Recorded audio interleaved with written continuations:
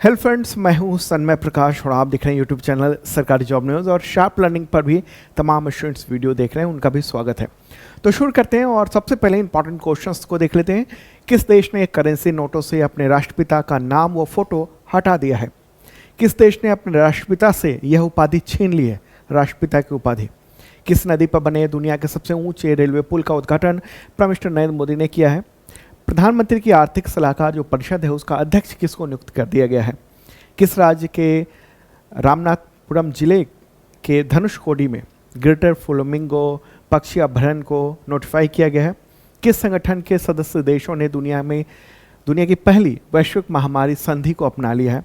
जलवायु परिवर्तन प्रदर्शन सूचकांक है CCPI 2025, वो रिपोर्ट आ गई है। तो भारत किस स्थान पर रहा है और दुनिया में कौन से देश किस पोजीशन पर रहे हैं? टॉप 5 कौन से देश हैं? तो सब कुछ जानेंगे एक एक करके। तो शुरू करते हैं दोस्तों। और हाँ, आपको बताऊं कि अब रेगुलर मॉर्निंग को ये वीडियो मिल जाया करेगा करंट अफेयर्स का। अभी पुराना चल रहा है और धीरे धीरे आपको कवर कर देंगे हम, फिर रेगुलर हो जाएंगे 2-3 दिनों के अंदर में। और तमाम जो महत्वपूर्ण करंट अफेयर्स हैं वो सब मॉर्निंग को ही मिल जाया करेगा आपको। कुछ स्वास्थ्य कारणों से मुझे आउट ऑफ स्टेशन रहना पड़ता था, जो कि अब पूरा हो चुका है और अब मैं रेगुलर रहूँगा आपके लिए। ठीक है, मॉर्निंग को करंट अफेयर्स आपको मिल जाया करेगा। तो शुरू करते हैं दोस्तों और पहला प्रश्न लेते हैं। प्रधानमंत्री की आर्थिक सलाहकार परिषद का अध्यक्ष किसे नियुक्त किया गया है? आंसर होगा एस महेंद्र देव। न्यूज़ आप देख रहे हैं इंडियन एक्सप्रेस में। वो अर्थशास्त्री हैं और फोटोग्राफी ये रहा उनका। और उन्होंने किसकी जगह ली है? तो नीति आयोग के जो उपाध्यक्ष है ना, सुमन बेरी, उनकी जगह ली है। सुमन बेरी जो हैं वो economic advisory council to PM के अतिरिक्त मतलब चेयरमैन के अतिरिक्त प्रभार को संभाल रहे थे। और उनसे पहले कौन थे? विवेक देवराय थे, जिनका निधन हो गया था पिछले साल नवंबर 2024 में। ठीक है, तो अब वर्तमान में कौन बन गए हैं? एस महेंद्र देव बन गए हैं। इससे पहले वो एक्सिस बैंक में वो स्वतंत्र निदेशक के तौर पर थे बोर्ड में। और एग्रीकल्चर, ग्रामीण अर्थव्यवस्था, उन सब क्षेत्रों के विशेषज्ञ हैं और इकोनॉमिक और पॉलिटिकल वीकली के भी संपादक ये रहे हैं। तो एक इम्पॉर्टेंट पद होता है देश में, यानी प्रधानमंत्री को खासतौर पर जो आर्थिक तौर पर क्या नीतियां होनी चाहिए उसको सुझाव देने का काम इस एडवाइजरी काउंसिल का होता है और उसके मुखिया ये बना दिए गए हैं एस महेंद्र देव। अगला क्वेश्चन होगा, किस नदी पर बने दुनिया के सबसे ऊंचे रेलवे पुल का उद्घाटन प्राइम मिनिस्टर नरेंद्र मोदी ने किया जून 2025 में? आंसर क्या होगा? चिनाब नदी पर। तो 6 जून को चिनाब नदी पर दुनिया के सबसे ऊंचे रेलवे पुल का उद्घाटन किया गया है और ये है पुल। ठीक है, तो ये जम्मू कश्मीर में चिनाब ब्रिज पर स्थित है और पेरिस का जो एफिल टावर है ना, उससे भी 35 मीटर ऊंचा है। ठीक है, तो ये जो पुल है, आप ये वीडियो भी देख रहे हैं आप, तो चिनाब ब्रिज है इसको। और ये Udhampur Srinagar Baramulla rail link project है ना, उसके तहत ये बना हुआ है। और जम्मू कश्मीर के रियासी ज़िले को चिनाब ब्रिज की एक घाटी पर बनाया गया है। ठीक है, तो वहाँ पर, और ये आर्च पुल है। ठीक है, स्टील का आर्च पुल है, जो कि आप अभी देख भी रहे थे कि आर्च जैसा है। और ये पुल भूकंप और जो तेज़ हवा चलती है वहाँ पर, उन सब को झेल सकता है। पूरा स्टील और कंक्रीट से बना हुआ है, मतलब बेस जो है वो कंक्रीट का है और बाकी जो हिस्सा है वो स्टील से बना हुआ है। ओके, महत्वपूर्ण बात है ये। और नदी तल से इसकी ऊंचाई 359 मीटर है, लगभग 1178 फीट ऊंचाई पर है। नदी तल से, चिनाब नदी जो है ना, उसके तल से अगर हम कह रहे हैं तो ऊंचाई की बात कर रहे हैं। लंबाई इस पुल की 1315 मीटर है, लगभग 4314 फीट। लागत बहुत ज़्यादा आई है, 1486 करोड़ रुपए। ओके, 1486 करोड़ रुपए। और 120 साल तक इसकी उम्र रह सकती है, ये माना जा रहा है इसका। ओके, और इस प्रोजेक्ट के तहत जो है ना, वो उधमपुर श्रीनगर बारामूला रेल लिंक, ये पूरा प्रोजेक्ट है उसी के तहत बना है। और ये जो रेल लिंक है ना, इस टोटल लिंक की जो लागत है करीब 43,780 करोड़ रुपीज़ है। लेकिन अगर सिर्फ पुल की बात करेंगे ना हम, तो वो पुल की जो लागत है वो 86 करोड़ रुपए के आसपास ये बताया गया है। ठीक है, रेल मंत्रालय के द्वारा बताया गया है। और एक खास बात है इसमें, आप देखिए कि जम्मू से रियासी इसी जगह पर ये बनाया गया है, फिर यहाँ से उधमपुर, फिर श्रीनगर, बारामूला, ये कनेक्ट हो जा रहा है ये पूरा रेल लिंक। ठीक है, तो एक काफ़ी महत्वपूर्ण इंफ्रास्ट्रक्चर प्रोजेक्ट था। और डिज़ाइन और निर्माण किसने किया है? एफकॉन्स इंफ्रास्ट्रक्चर, दक्षिण कोरिया की ultra construction and engineering company है। और इसके अलावा VSL इंडिया, उसके संयुक्त उद्यम के तहत ये इसका निर्माण किया गया है। ठीक है, देखिए इसकी मंजूरी जो ना 2003 में दी गई थी, काफ़ी वक्त पहले। काम शुरू हुआ था 2004 में, और फिर ब्रिज की नींव रखी गई थी, उसका काम 2017 में पूरा हुआ था। आर्च जो है ना, ये वाला हिस्सा, ये तैयार हुआ था बनके 2021 में। प्रोजेक्ट का 90% काम 2022 में हो गया था। फिर ट्रैक बिछाने का काम हुआ था फरवरी 2023 में। ट्रेन का पहला ट्रायल हुआ था पिछले साल जून में, और उद्घाटन 6 जून 2025 को इस साल किया गया है। ठीक है, तो ये एक इम्पॉर्टेंट बात रही, और बहुत शानदार ढंग से इसको बनाया गया है। ऐसा बनाया गया है कि हवा को झेल सकता है। ठीक है, और यहाँ पर पूरी सिक्योरिटी भी रखी गई है। ओके, अच्छे खासे भूकंप को झेल सकता है। चलिए आगे बढ़ते हैं और अगला क्वेश्चन लेते हैं। और हाँ, आपको बताऊं कि इसका PDF भी अवेलेबल है, हिंदी और इंग्लिश दोनों लैंग्वेज में। इस वीडियो के डिस्क्रिप्शन में आप चेक कर लेना, वहाँ लिंक आपको मिल जाएगा। ओके, और अगर आप रेगुलर करंट अफेयर्स की तैयारी करना चाहते हैं अपने एग्जामिनेशंस के लिए, कोई भी एग्जामिनेशन हो, तो उसके लिए आप मेंबरशिप प्लान ले सकते हैं शार्प लर्निंग ऐप के ज़रिए।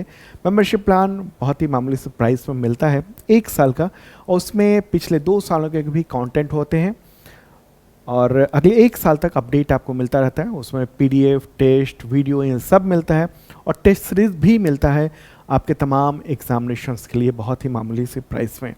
तो 2 तरह के मेंबरशिप प्लान है, एक ISPCS मेंबरशिप प्लान है और एक बेसिक मेंबरशिप प्लान है। बेसिक वाला जो है ना SSC, टीचर, रेलवे, इन सब के लेवल का, और ISPCS वाला वो UPSC और स्टेट PCS के लेवल का है। ओके, तो आप ज्वाइन कर सकते हैं, उसको देख सकते हैं शार्प लर्निंग ऐप पर। इस वीडियो के डिस्क्रिप्शन में मैंने लिंक दे दिया है। अगला क्वेश्चन होगा, चिनाब पुल के बाद प्राइम मिनिस्टर नरेंद्र मोदी ने किस नदी पर बने भारत के पहले केबल स्टेट रेल ब्रिज का उद्घाटन किया है? आंसर होगा अंजी नदी पर है। ठीक है, देखिए चिनाब नदी की ही ये सहायक नदी है, और चिनाब नदी पर जो आर्च ब्रिज बनाया गया ना, उसके बाद ये दूसरा सबसे ऊंचा पुल यहाँ पर है, और भारत का पहला केबल स्टेट रेल ब्रिज भी कहेंगे हम। आमतौर पर इस तरह का जो केबल वाला ब्रिज है ना, वो आपने देखा होगा रोड ब्रिज। ठीक है, वहाँ पर रोड बना होता है, लेकिन ये रेलवे के लिए बना हुआ है, और इसका भी उद्घाटन प्राइम मिनिस्टर नरेंद्र मोदी ने किया है।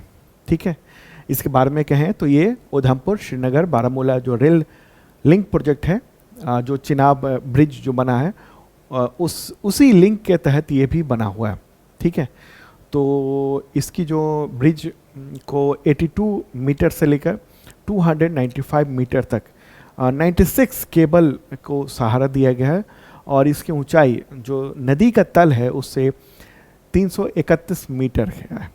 ठीक है, तो ये एक इम्पॉर्टेंट बात है, और ये बनाया गया है यहाँ पर। ओके, चलिए आगे बढ़ते हैं और अगला क्वेश्चन लेते हैं। विश्व पर्यावरण दिवस कब मनाया जाता है? तो है 5 जून को, और इस बार की थीम क्या है? प्लास्टिक प्रदूषण को हराएं, बीट प्लास्टिक पॉल्यूशन, ये है इस बार की थीम। और ये भी सवाल हो सकता है कि 2025 में विश्व पर्यावरण दिवस यानी वर्ल्ड एनवायरनमेंट डे का जो मेजबान देश है, होस्ट कंट्री, वो कौन है? क्योंकि हर साल होस्ट कंट्री तय किया जाता है। तो 2025 में इस वक्त है रिपब्लिक ऑफ कोरिया, यानी दक्षिण कोरिया जो है ना, वो मेजबान देश है इस वक्त। अच्छा, अगले साल कौन सा होगा? 2026 में अजरबैजान होगा। ठीक है, अगर इस दिवस के बारे में कहें, इसकी स्थापना हुई थी संयुक्त राष्ट्र महासभा के द्वारा 1972 में, और जो स्टॉकहोम सम्मेलन हुआ था, तो उसी के उद्घाटन दिवस के साथ ये मेल खाता है, और ख़ास तौर पर पर्यावरण का जो महत्व है उस पर ध्यान देने के लिए 1973 में अपनी स्थापना के बाद इसका जो नेतृत्व है ना, वो संयुक्त राष्ट्र पर्यावरण कार्यक्रम यानी UNEP, United Nations environmental programme, उसके तहत ये किया जाता है। ठीक है, तो इस बार की जो थीम है वो क्या है? थीम प्लास्टिक प्रदूषण को हराएं। ठीक है, तो देखिए प्लास्टिक प्रदूषण काफ़ी नुकसान पहुंचाता है। हर साल 11 मिलियन टन यानी 110 लाख टन प्लास्टिक जो ना वो अलग अलग जल निकायों में प्रवेश करता है, यानी जो तालाब है, समुद्र है, नदी है, इन सब में। और ये सीवेज से, लैंडफिल से निकलने वाला जो माइक्रो प्लास्टिक है, वो माइक्रो प्लास्टिक जो है ना ये मिट्टी को भी प्रदूषित करता है। ठीक है, अब प्लास्टिक इतने हो रहे हैं कि वो ज़मीन पे एक लेयर बना दे रहे हैं, और ऐसे में क्या हो रहा है, बहुत सारे ऐसे इलाके हैं जहाँ पर बारिश का पानी वो ज़मीन के नीचे उतना ढंग से रिस नहीं पाता है, अंदर जो भूजल है वो रिचार्ज नहीं हो पाता है, अंडरग्राउंड वाटर, क्योंकि प्लास्टिक एक लेयर सा बन गया है। ठीक है, तो ये बहुत ही नुकसान पहुंचाता है मिट्टी को, प्रकृति को। ओके, और प्रदूषण की जो लागत है वो करीब 300 से 600 बिलियन अमेरिकी डॉलर ये मापी गई है। भारत हर साल लगभग 9.3 मिलियन टन यानी 93 लाख टन प्लास्टिक कचरा पैदा करता है, जो कुल विश्व का 20% के आसपास माना जाता है। ठीक है, तो विश्व पर्यावरण दिवस पर एक और बात हुई है कि एक पेड़ माँ के नाम 2.0 लॉन्च किया गया प्राइम मिनिस्टर नरेंद्र मोदी के द्वारा, और उन्होंने राष्ट्रीय राजधानी में यानी दिल्ली में महावीर जयंती पार्क में एक पौधा लगाया और एक पेड़ माँ के नाम की पहल के दूसरे चरण की शुरुआत की है। ठीक है, और इस अभियान में लोगों को अपनी माताओं के सम्मान में एक पेड़ लगाने का प्रोत्साहित किया गया है। और इसी दौरान उन्होंने प्राइम मिनिस्टर नरेंद्र मोदी ने अपने आवास पर यानी प्रधानमंत्री आवास पर सिंदूर का भी पौधा लगाया। जो पौधा है सिंदूर का, और उससे जो फूल निकलते हैं उससे सुखाकर सिंदूर बनाया जाता है। ठीक है, प्राकृतिक जो सिंदूर होता है नेचुरल, वो सिंदूर बनाया जाता है। ओके, तो इम्पॉर्टेंट मुद्दा था क्योंकि एनवायरनमेंट महत्वपूर्ण हो गया है आपके एग्जामिनेशंस के लिए, इसलिए थोड़ा डिटेल बताया मैंने। चलिए आगे बढ़ते हैं और अगला क्वेश्चन लेंगे। किस राज्य सरकार ने रामनाथपुरम जिले के धनुषकोडी में ग्रेटर फ्लेमिंगो पक्षी अभयारण्य को नोटिफाई कर दिया है, यानी घोषित कर दिया है? आंसर का तमिलनाडु। तमिलनाडु के मुख्यमंत्री हैं M.K. स्टालिन, और ये न्यूज़ भी आप देख रहे हैं द हिंदू में। तो उन्होंने 5 जून को इस सेंचुरी का उद्घाटन किया वर्चुअली, और ये नया जो अभयारण्य है वो करीब 524 हेक्टेयर क्षेत्र में फैला हुआ है, और ये रामेश्वरम तालुका में आता है, और इसका ये सरकारी ज़मीन, जंगल की ज़मीन, ये सब इसमें शामिल है। और ये इलाका मन्नार बायोस्फीयर रिजर्व की खाड़ी है ना, उसका भी हिस्सा है, जो प्राकृतिक और पारिस्थितिकीय तंत्र यानी इकोलॉजिकल सिस्टम के लिहाज से बहुत ही महत्वपूर्ण है। ठीक है, तो ये फ्लेमिंगो है, ये आप देख रहे हैं समुद्री पक्षी है, और यहाँ पर 2023-24 के दौरान एक पक्षी गणना भी हुई थी।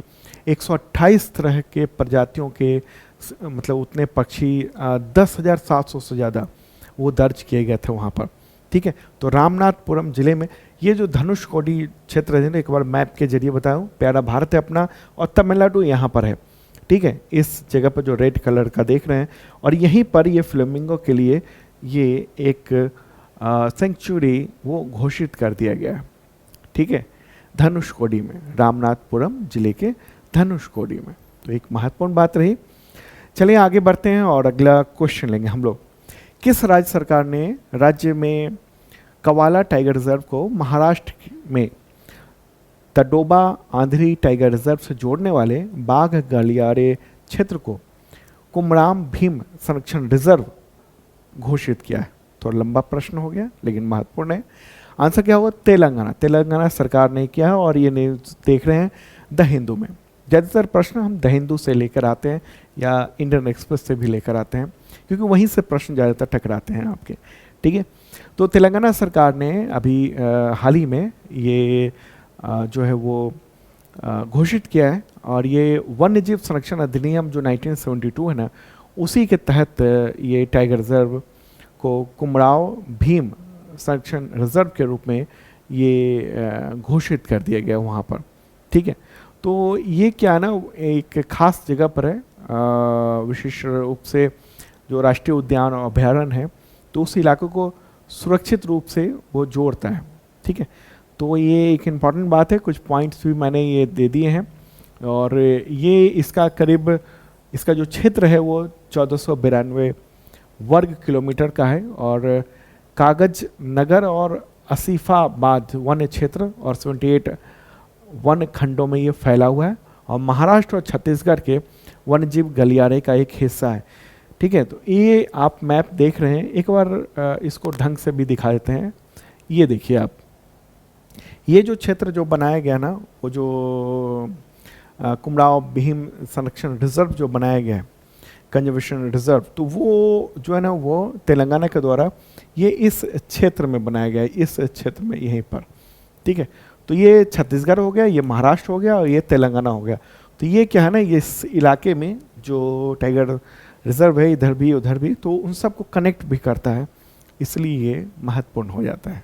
ठीक है, चले आगे बढ़ते हैं। अगला प्रश्न होगा, विश्व खाद्य सुरक्षा दिवस कब मनाया जाता है? तो है 7 जून को। और इस बार की थीम क्या है? क्या है थीम? तो खाद्य सुरक्षा क्रियाशील विज्ञान, यानी food safety science in action, ये है इस बार की थीम।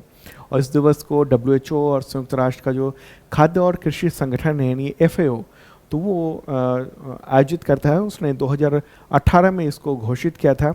दुनिया भर में खाद्य सुरक्षा बहुत ज़रूरी है और जो खाद्य जनित यानी भोजन से जो बहुत सारी बीमारियां भी होती हैं, अगर भोजन को ठीक से नहीं रखा जाए और वो अगर ख़राब हो जाता है तो उससे जो नुकसान होता है उससे बचाने के लिए ये दिवस के तौर पर मनाया जाता है। अगला क्वेश्चन होगा, किस संगठन के सदस्य देशों ने दुनिया की पहली वैश्विक महामारी संधि को अपनाया है? आंसर क्या होगा? WHO, वर्ल्ड हेल्थ ऑर्गेनाइजेशन यानी विश्व स्वास्थ्य संगठन। और ये न्यूज़ भी आप देख रहे हैं इंडियन एक्सप्रेस में। तो 20 मई को जिनेवा में एक मीटिंग हुई WHO की और उसी के दौरान पहली वैश्विक महामारी संधि को अपनाया गया। ठीक है, और इस महत्वपूर्ण समझौते को WHO के संविधान के अनुच्छेद 19 के तहत अपनाया गया है। और इस संधि को मतलब इस संधि में अमेरिका नहीं है, ठीक है, क्योंकि WHO से वो एग्जिट कर चुका है जब ट्रंप राष्ट्रपति बने थे अभी हाल में कुछ महीने पहले, उसी दौरान वो अमेरिका जो है वो WHO से हट गया था। तो इस गठबंधन में ना वो अमेरिका नहीं है, अमेरिका की भागीदारी नहीं है। ओके, और इसका वैश्विक महामारी संधि, इसका मकसद क्या है? तो जिससे बहुत सारे जो संगठन है, नागरिक समाज है, प्राइवेट क्षेत्र है, उन सब के सहयोग को बढ़ावा देना, ताकि महामारी जो है ना, जैसे जो कोविड-19 आया था, जो महामारी हुई थी पूरी दुनिया में, इस तरह की महामारियों को शुरुआत में ही रोक दिया जा सके। ठीक है, तो इसको लेकर वोटिंग भी हुई थी और उसमें ज़्यादातर देशों ने पक्ष में वोटिंग की थी। तो ये एक इम्पॉर्टेंट बात है। और ये जो संधि है ना, वो ये कानूनी बाध्यकारी संधि है। कानूनी बाध्यकारी संधि इससे पहले 2003 में तंबाकू नियंत्रण संधि थी और अब जो हम लोग देख रहे हैं वो है वैश्विक महामारी संधि। ये बाध्यकारी संधि है, ठीक है, दूसरी बाध्यकारी संधि है। अब सवाल यहाँ से भी पूछा जा सकता है कि WHO ने जो बाध्यकारी संधि की तमाम देशों के साथ, वो पहली कौन सी थी और दूसरी कौन सी थी? तो दूसरी तो ये है वैश्विक महामारी संधि, ठीक है, कानूनी रूप से बाध्यकारी संधि है। और पहली थी 2003 में जो तंबाकू नियंत्रण संधि थी, वो जिसमें तंबाकू को कंट्रोल करने की ज़रूरत पर बल दिया गया है। ठीक है, तो ये एक इम्पॉर्टेंट बात रही।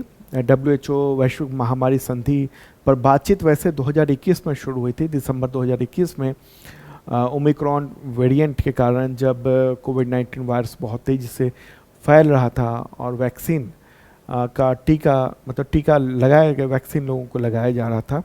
ठीक है, तो अब ये मुख्य तौर पर इसको संधि को अपना लिया गया है, भारत ने भी अपना लिया है, साइन कर दिया है भारत ने भी। ठीक है, तो WHO उसका मुख्यालय का जिनेवा स्विट्जरलैंड में है, वहीं पर ये संधि हुई है। और इसके डायरेक्टर जनरल कौन है? टेड्रोस एडनॉम, ये रहे।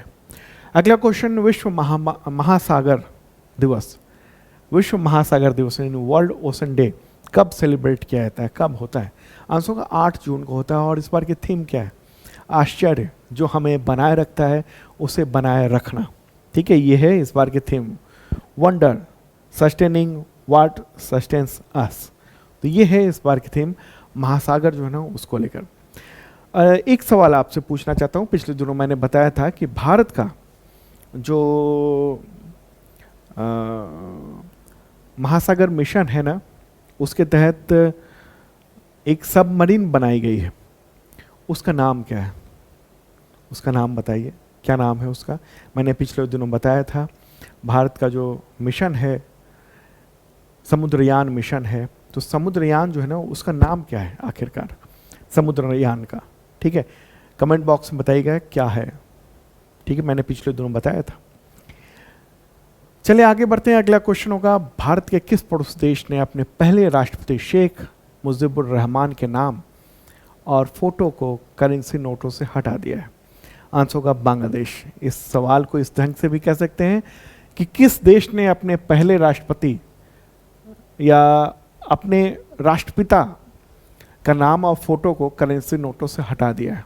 राष्ट्रपिता भी कह सकते हैं, आंसर वही होगा, बांग्लादेश होगा। और ये न्यूज़ आप देख रहे हैं, ठीक है। तो बांग्लादेश ने 5 दशकों से अधिक समय तक करेंसी नोटों पर जो शेख मुजीबुर रहमान फोटो था, अब उसको नए फोटो से बदल दिया है। तो पुराने नोट तो चलते रहेंगे, लेकिन ये पुराने नोट हैं और नया नोट इस तरह का अब आ गया है, ठीक है। अब नए नोट में क्या है ना, अलग अलग तरह की चित्र हैं, कुछ मंदिरों के भी, बौद्ध मंदिरों के भी चित्र हैं और दूसरी चीज़ों के भी, ठीक है। तो 1 जून को बांग्लादेश सरकार ने नए नोट जारी किए हैं और पुराने नोट भी चलते रहेंगे। इसी से रिलेटेड एक और प्रश्न लेते हैं, बांग्लादेश के पहले राष्ट्रपति के नाम बताएं जिनके राष्ट्रपिता की उपाधि हटा दी गई है वहाँ की सरकार के द्वारा। आंसर क्या होगा? शेख मुजीबुर रहमान, ठीक है। क्या नाम है? शेख मुजीबुर रहमान। और ये न्यूज़ आप देख रहे हैं द हिंदू में। बांग्लादेश सरकार ने 3 जून को ये फैसला किया है। देखिए वहाँ तख्तापलट हुआ और फिर वहाँ की जो प्राइम मिनिस्टर थी उनको भागकर भारत आना पड़ा और उसके बाद से वहाँ पर जो है ना मोहम्मद यूनुस की सरकार है, सरकार क्या, वो एक सलाहकार के तौर पर हैं वहाँ पर, और वो लगातार बहुत सारी ऐसी एक्टिविटी कर रहे हैं जो कि उनके पास उतने अधिकार भी नहीं है, ठीक है। वहाँ चुनी हुई सरकार नहीं है, लेकिन फिर भी तमाम बदलाव वो कर रहे हैं। तो ये जो शेख मुजीबुर रहमान वो पहले राष्ट्रपति थे और बंग बंधु के नाम से उनको जाना जाता है। पूर्व प्रधानमंत्री जो कि भारत में जिन्होंने शरण ली हुई है, शेख हसीना, उनके मतलब शेख हसीना के पिता थे वो, ओके। तो सरकार ने अध्यादेश जारी किया, उसी के तहत राष्ट्रपिता बंग बंधु शेख मुजीबुर रहमान शब्द को अब हटा लिया गया है, ओके। और साथ में 1971 में जो वहाँ स्वतंत्रता सेनानी थे, संग्राम था, उसकी परिभाषा भी बदल दी गई है। मतलब जिस वजह से या कहें जिस आज़ादी, बांग्लादेश जो आज़ाद हुआ था पाकिस्तान से, पहले वो पूर्वी पाकिस्तान था, जो आज़ाद हुआ था उसकी सारे इतिहास को मिटाने का काम मोहम्मद यूनुस की सरकार कर रही है इस वक्त, ठीक है। उनकी प्रतिमा को नुकसान पहुंचाया गया और ये सब किया गया है अभी आगे। चलिए आगे बढ़ते हैं और अगला क्वेश्चन लेते हैं हम लोग। विश्व ब्रेन ट्यूमर दिवस कब मनाया जाता है? World brain tumour day. Answer होगा 8 जून को। 8 जून को मनाया जाता है वर्ल्ड ब्रेन ट्यूमर डे, ठीक है। विश्व मस्तिष्क ट्यूमर दिवस पहली बार सन 2000 में मनाया गया था जर्मन ब्रेन ट्यूमर एसोसिएशन के द्वारा, और उसके बाद से ये दुनिया भर में मनाया जा रहा है, भारत में भी। अगला क्वेश्चन लेते हैं, उलान बटार ओपन 2025 कुश्ती में भारत 21 मेडल के साथ कौन से स्थान पर रहा है? आंसर का दूसरे स्थान पर रहा है और भारत ने 6 गोल्ड, 7 सिल्वर और 8 ब्रॉन्ज मेडल जीत लिए हैं। और ये आयोजन ना 29 मई से 1 जून तक मंगोलिया में आयोजित किया गया है। कहाँ पर? मंगोलिया में। 6 गोल्ड, 7 सिल्वर और 8 ब्रॉन्ज मेडल भारत ने जीते हैं। टोटल 29 मेडल, मतलब टोटल 21 मेडल जीते भारत ने, और सबसे ज़्यादा जो मेडल जीते हैं ना वो 29 मंगोलिया ने जीते हैं, मंगोलिया ने, ठीक है। तो जो विजेता हैं उन सबके लिस्ट भी दे रहा हूँ मैं यहाँ पर। ये तमाम विजेता हैं, 21 विजेता हैं, और इनमें आप गोल्ड मेडल देखिएगा तो वो कौन किस किस ने जीता है। अनिल मोर ने जीता है Grok Roman 55 kilogram weight category में। रितिका हुड्डा ने जीता है महिला 76 किलोग्राम वेट कैटेगरी में। अंतिम पंघाल ने जीता है महिला 53 किलोग्राम वेट कैटेगरी में गोल्ड मेडल। नेहा सांगवान ने जीता है महिला इन वुमेन 57 किलोग्राम वेट कैटेगरी में। और मुस्कान ने भी जीता है महिला 59 किलोग्राम वेट कैटेगरी में। और फिर हर्षिता, उन्होंने भी गोल्ड मेडल जो है ना वो जीत लिया है महिला 72 किलोग्राम वेट कैटेगरी में। तो ये तो गोल्ड मेडल है, बाकी ये सिल्वर मेडल वाले हैं और ये ब्रॉन्ज मेडल वाले हैं, इधर आप देख रहे हैं। तो ज़्यादातर जब ज़्यादा संख्या होती है तो सवाल जो है ना वो गोल्ड मेडल से आते हैं।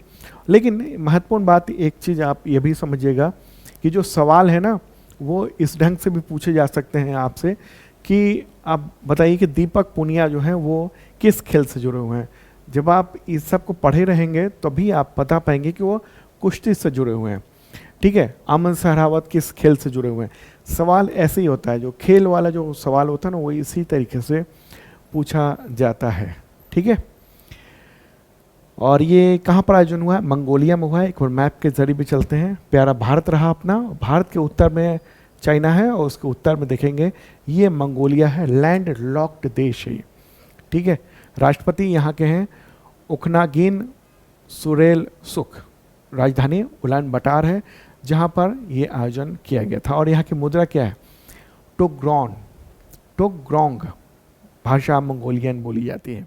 अगला क्वेश्चन लेते हैं, जलवायु परिवर्तन प्रदर्शन सूचकांक यानी CCPI 2025 में भारत किस स्थान पर रहा? आंसर होगा 10वें स्थान पर भारत रहा है। 2 पायदान नीचे खिसका है और 10वें स्थान पर आ गया है। भारत जो है ना ग्रीन हाउस गैस उत्सर्जन और ऊर्जा उपभोग की श्रेणी में उच्च स्थान पर है। और बाकी अगर मैं आगे बताऊंगा। तो ये रिपोर्ट किसने जारी की है?